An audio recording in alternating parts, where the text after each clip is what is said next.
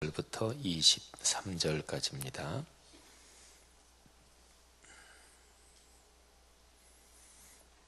다니엘서 6장 17절부터 23절 소리를 맞추어서 다 같이 봉독하겠습니다. 이에 돌을 굴려다가 굴 어귀를 막음에 왕이 그의 도장과 귀족들의 도장으로 봉하였으니 이는 다니엘에 대한 조치를 고치지 못하게 하려 함이었더라. 왕이 궁에 돌아가서는 밤이 새도록 금식하고 그 앞에 오락을 그치고 잠자기를 마다하니라. 이튿날에 왕이 새벽에 일어나 급히 사자굴로 가서 다니엘이 든 굴에 가까이 이르러서 슬피 소리질러 다니엘에게 묻되 살아계시는 하나님의 종 다니엘아, 네가 항상 섬기는 네 하나님이 사자들에게서 능히 너를 구원하셨느냐 하니라. 다니엘이 왕에게 아뢰되 왕이여 원하건대 왕은 만수무강하옵소서. 나의 하나님이 이미 그의 천사를 보내어 사자들의 입을 봉하셨으므로 사자들이 나를 상해하지 못하였사오니 이는 나의 무죄함이 그 앞에 명백함이오며 또 왕이여 나는 왕에게도 해를 끼치지 아니하였나이다 하니라. 왕이 심히 기뻐서 명하여 다니엘을 굴에서 올리라 하매 그들이 다니엘을 굴에서 올린즉 그의 몸이 조금도 상하지 아니하였으니 이는 그가 자기의 하나님을 믿음이었더라. 아멘. 다니엘이 던져진 그 사자굴에 돌을 굴려다가 막았습니다. 그리고 그뿐 아니라 왕의 도장 그리고 귀족들의 도장으로 봉인을 했습니다. 다니엘에 대한 조치를 고치지 못하게 하려고 혹시라도 있을 어떤 시도를 다 막아버리는 거죠. 근데 이거는 왕이 그렇게 해라, 봉인까지 해라, 왕이 명령한 것은 아니었을 거예요. 이거는 총독 두 사람 또 고관들 그 다니엘을 제거하려는 그 사람들이 그렇게 요청해서 그래서 그렇게 된 것이었을 거예요. 그래서 왕의 도장뿐 아니라 귀족들의 도장까지 해가지고 봉인을 했습니다. 왕은 궁에 돌아가서 밤이 새도록 금식합니다. 여기에 궁에 돌아가서 이런 표현이 있죠. 이 표현을 보면 이제 왕이 명령을 내릴 때 다니엘을 그래 사자굴에 던져놓으라. 여기 명령을 내릴 때 왕이 그냥 왕궁에 앉아서 이렇게 명령 내린 게 아니었다 하는 것을 볼 수가 있습니다. 왕이 사자굴 바로 그 앞에까지 갔는지 그것까지는 뭐 성경이 정확하게 나오지 않지만 적어도 그냥 궁에 이렇게 앉아서 이제 어쩔 수 없으니까 그래 사자굴에 던져놔라. 그래서 다니엘한테 이 궁에서 이렇게 작별하고 그런 게 아니었을 거예요. 왕이 사자굴 그쪽으로 같이 갔습니다. 바로 앞에까지 갔는지 조금 갔는지 그건 모르지만 여기에서 궁에 돌아가서는 이 표현이 있는 걸 봐서는 어느 정도까지는 적어도 같이 갔을 것입니다. 같이 가서 이제 사자굴에 던져지는 이 다니엘 한테 마지막으로 한 말이 그런 거지요. 네가 항상 섬기는 너의 하나님이 너를 구원하시리라. 이 말을 마지막으로 하고 그리고 이제 다시 돌아오는 거죠. 왕의 마음은 너무 슬프고 아프고 그리고 안타까웠습니다. 여기 18절에 왕의 그런 심정 또 그 때문에 왕이 어떻게 처신했나 하는 게 분명하게 나오죠.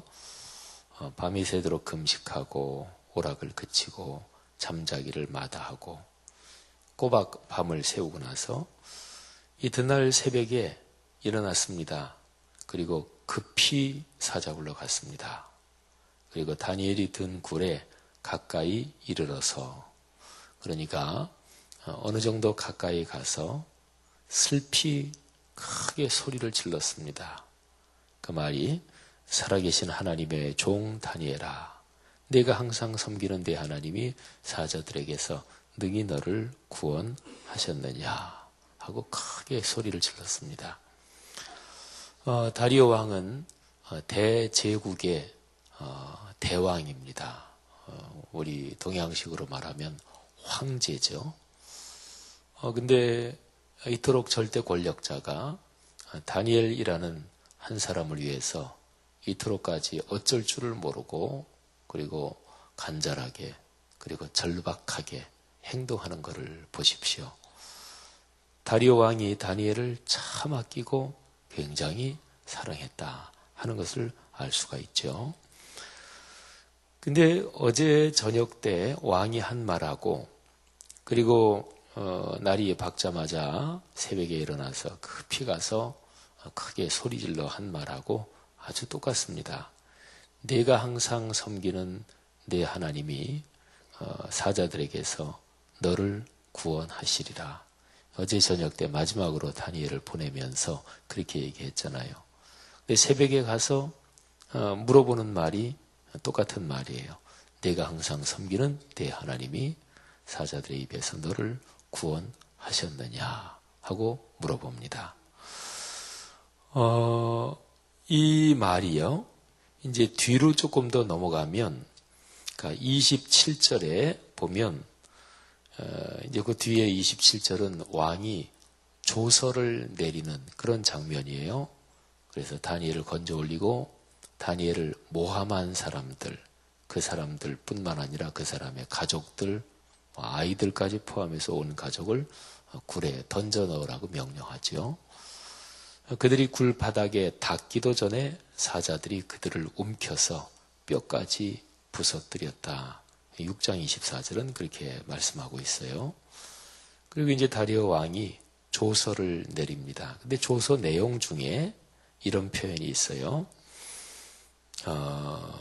27절에 그는 구원도 하시며 건져내기도 하시며 하늘에서든지 땅에서든지 이적과 기사를 행하시는 이로써 다니엘을 구원하여 사자의 입에서 벗어나게 하셨습니다.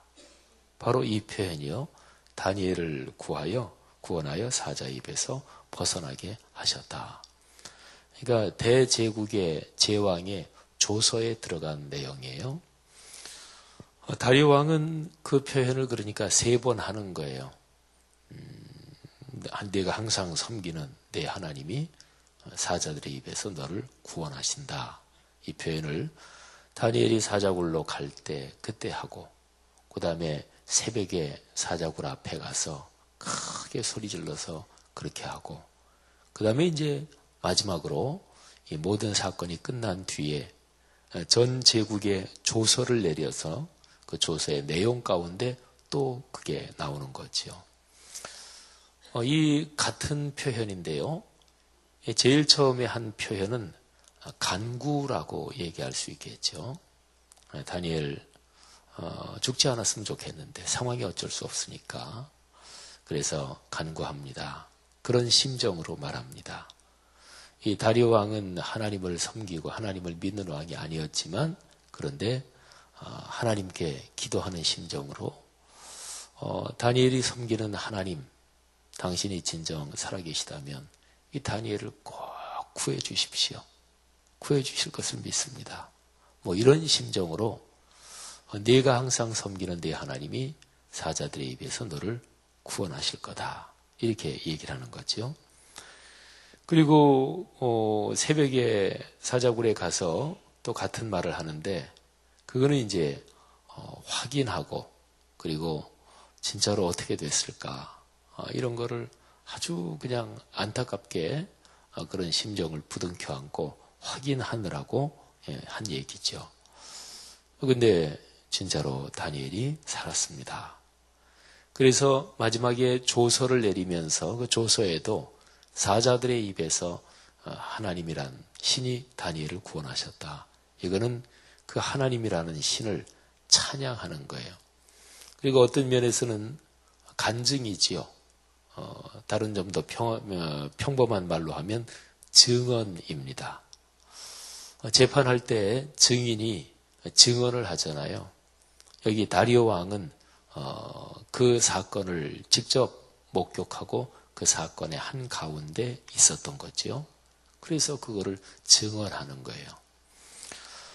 이 세 번의 말을 가만히 보면서 저는 우리 신앙인의 자세, 신앙인의 태도를 생각해 봤습니다.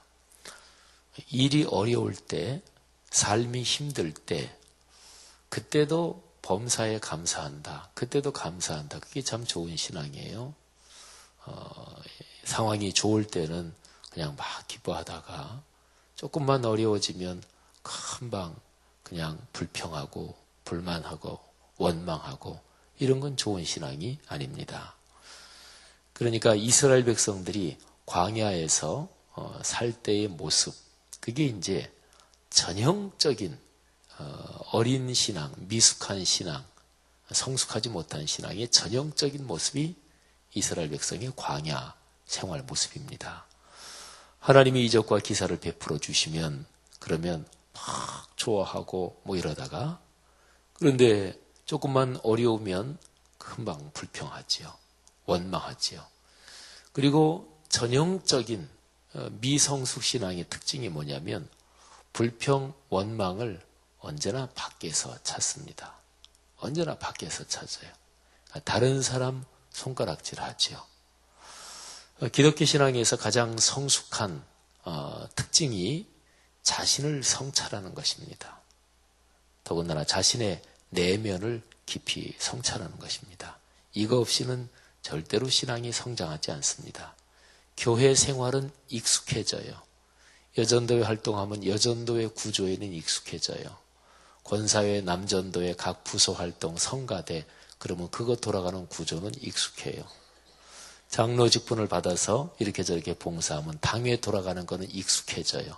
교회 생활에 익숙해지는 거죠.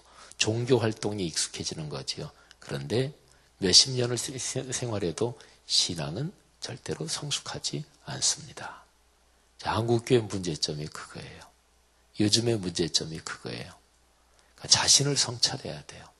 나를 살펴야 돼요. 더군다나 내 내면을 살펴야 돼요. 내 마음의 동기가 어떤지. 내 마음의 동기는 다른 사람 눈에 안 보여요. 그죠? 한 길 사람, 10길 물속은 알아도 한 길 사람 속은 모른다 그러잖아요. 마음의 동기야 뭐 누가 알겠어요. 이렇게 웃으면서 좋은 말을 하는데 속에는 날카로운 칼이 들어있을 수도 있지요. 또 그 사람을 도와주는 것 같은데 사실은 이렇게 뒤로 후려치려고 계교를 꾸미는 것일 수도 있어요. 동기는 눈에 안 보이잖아요. 근데 그게 하나님한테는 보여요. 그리스도인은 하나님 앞에서 사는 사람들이거든요. 그래서 자기의 내면을 살펴야 돼요. 내면을 성찰해야 돼요. 이게 기독교 역사에서 또는 창세 이래 모든 인류의 역사에서 하나님을 진실하게 믿는 사람들의 공통점입니다. 근데 그거는요, 예를 들어서 인류 역사에서 기독교 복음이 전파되지 않은 곳도 있잖아요. 먼 태고 쪽으로 가면, 노아로부터 자손이 흩어질 때, 그때는 창조주 하나님의 이름을 다 알았겠지만, 전 세계로 흩어져서 살면서 이제 그걸 다 잊어버린 거겠죠.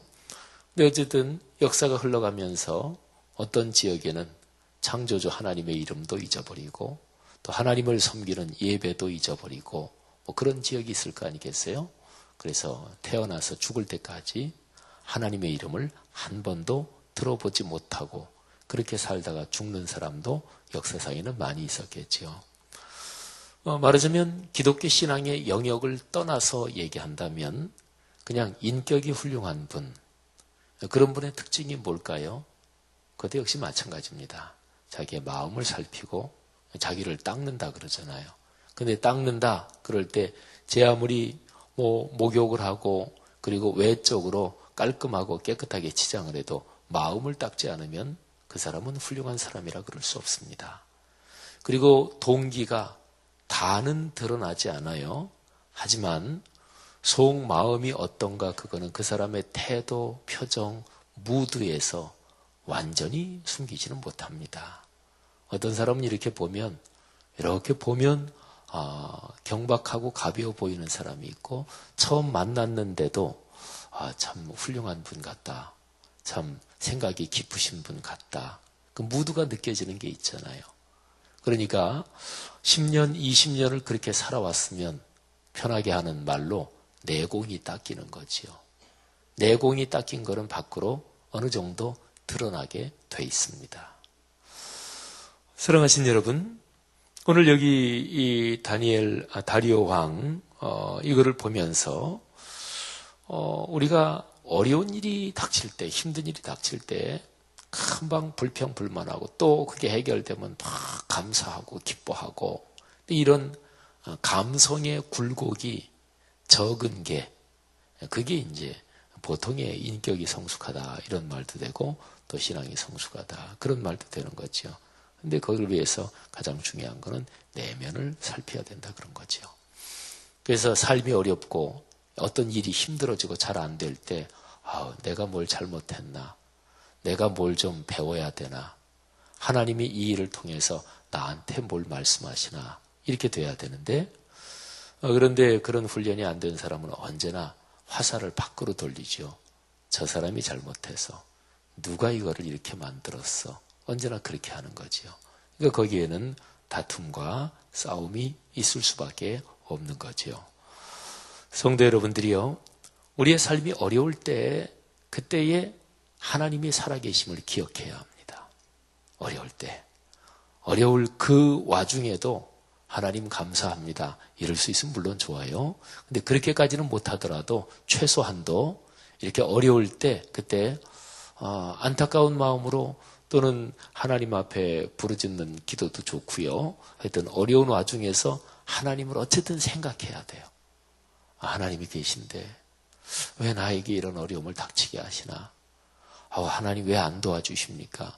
뭐 그런 하나님에 대한 탄식도 좋고 항의도 괜찮아요. 다 괜찮아요. 중요한 거는 어려운 일 그 와중에서 하나님을 떠올리는 거예요. 그리고 하나님께 기도하는 거예요.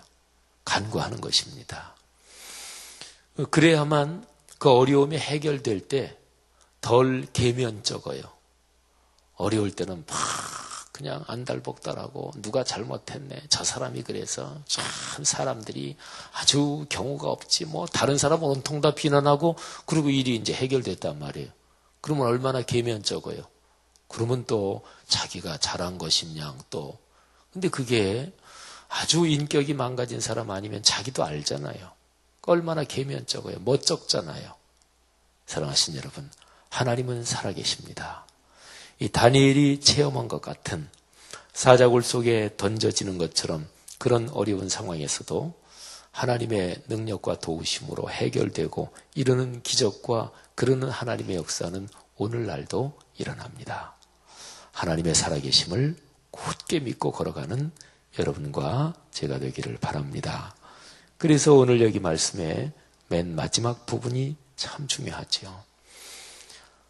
다니엘의 몸이 조금 더 상하지 아니하였다. 근데 23절 마지막 부분에 이렇게 기록되어 있죠. 이는 그가 자기의 하나님을 믿음이었더라.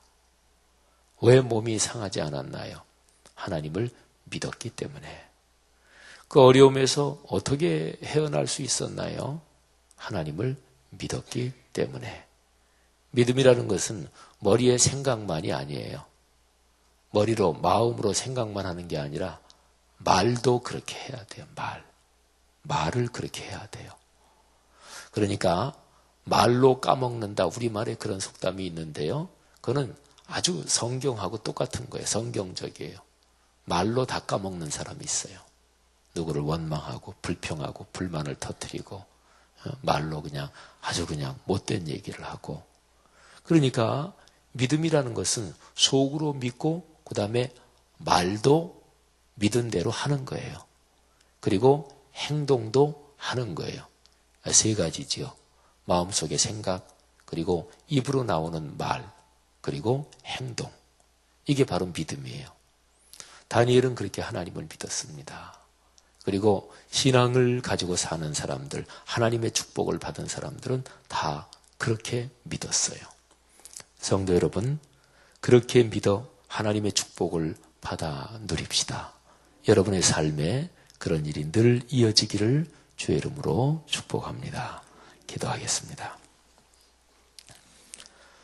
하나님 아버지 은혜를 감사합니다. 오늘 우리가 들은 말씀대로 그렇게 살아가기를 간절히 소원합니다. 하나님이 우리를 그렇게 축복해 주시옵소서. 귀한 집사님 또 막내딸의 수능시험을 위해서 드린 예물 하나님 축복해 주옵소서. 또 대학 실기도 잘 보도록 축복해 주옵소서.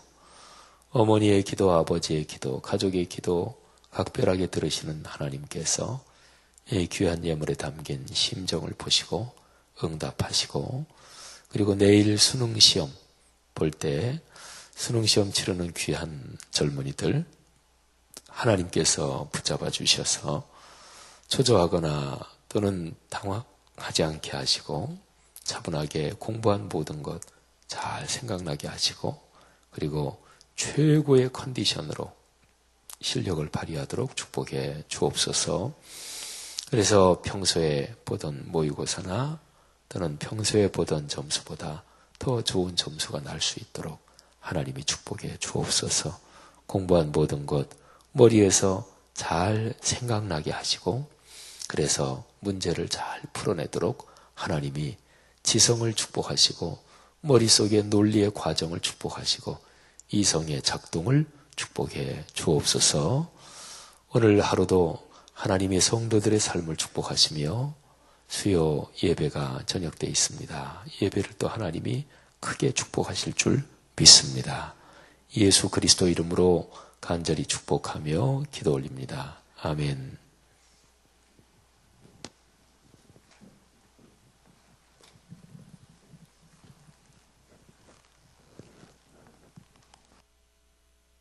귀한 말씀 감사합니다. 오늘은 공동기도문 말씀 삼운동 온세계 선교입니다. 성경의 중심 가르침 말씀 삼운동 온세계 선교의 비전은 주님이 말씀 삼 공동체 성락선결교회에 주신 명령임을 믿습니다. 이 소명을 사명으로 받아 순명하여 이루도록 우리를 이끌어 주옵소서.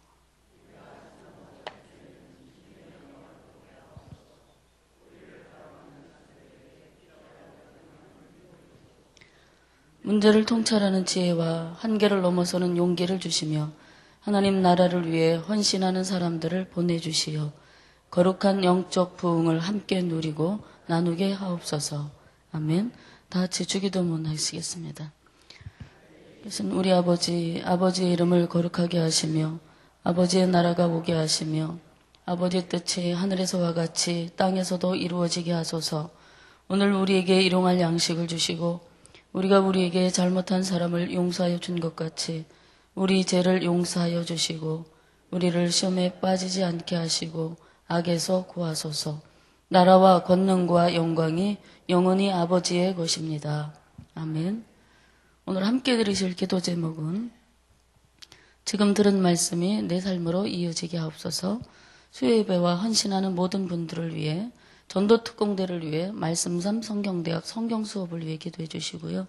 박태희 원로 목사님, 지영은 담임 목사님, 부교육자들의 사역과 건강을 위해 오늘도 성락선결교회 모든 성도들의 가정, 직장, 학업 하루를 하나님께서 크게 축복해 달라고 기도해 주시기 바랍니다. 수험생 편입생을 위해 그리고 취업 고시생을 위해 합심하여 기도하신 후에 자유롭게 기도하시고 돌아가시겠습니다. 하나님 아버지, 감사합니다.